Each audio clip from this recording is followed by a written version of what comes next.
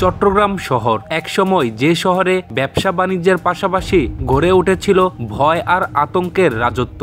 এই শহরেই চালিতাতলী এলাকা, যেখানে বহু বছর ধরে সন্ত্রাসী কর্মকাণ্ডে ত্রাসের নাম ছিল সরোয়ার হোসেন বাবলা। পুলিশ রেকর্ড অনুযায়ী বাবলার বিরুদ্ধে ছিল একাধিক মামলা।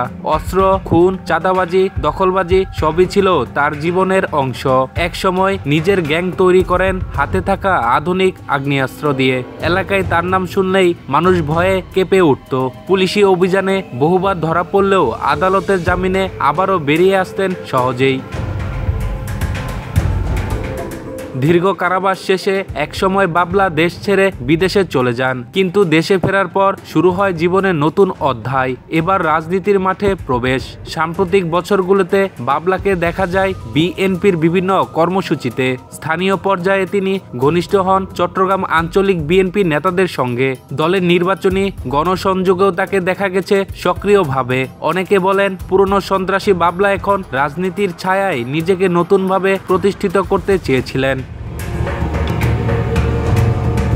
গত 5 নভেম্বর বিকেলে ঘটে যায় ভয়ঙ্কর এক ঘটনা। চট্টগ্রামের বায়েজিদ বোস্তামি থানায় চালিতাতলী এলাকায় বিএনপির প্রার্থী এরশাদ উল্লাহর গণসংযোগ চলছিল।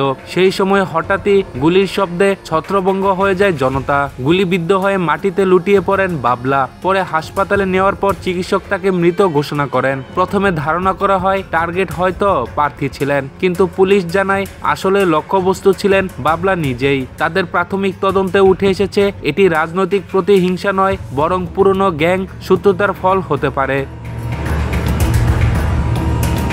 চট্টগ্রাম মেট্রোপলিটন পুলিশের ভাষ্যমতে বাবলা নিজেই একসময় ভয়ঙ্কর সন্ত্রাসী ছিলেন। বন্দুকযুদ্ধ, খুন, চাঁদাবাজি সবকিছুর সঙ্গে ছিল তার যোগাযোগ। সেই অপরাধ জগতের প্রতিশোধই হয়তো তার জীবনের ইতি টেনে নিয়েছে। ঘটনার পর এলাকায় আলোচনা তুঙ্গে। অনেকে বলছেন এটি শুধু একটি হত্যাকাণ্ড নয়, বরং রাজনীতি ও অপরাধের জটিল মেলবন্ধনের ভয়ঙ্কর চিত্র, যেখানে ক্ষমতার খেলায় পুরনো সন্ত্রাসী হয়ে ওঠে রাজনৈতিক হাতিয়ার। সরোয়ার হোসেন বাবলা একসময় ভয়ঙ্কর নামে পরিচিত ছিল। পরে রাজনৈতিক ছায়ায় ঘুরে বেড়ানো পুরনো মুখ। পরে শেষ পর্যন্ত সেইগুলি তাকে নিস্তব্ধ করে দিল, যেগুলি একসময় তিনি চালাতেন অন্যের দিকে।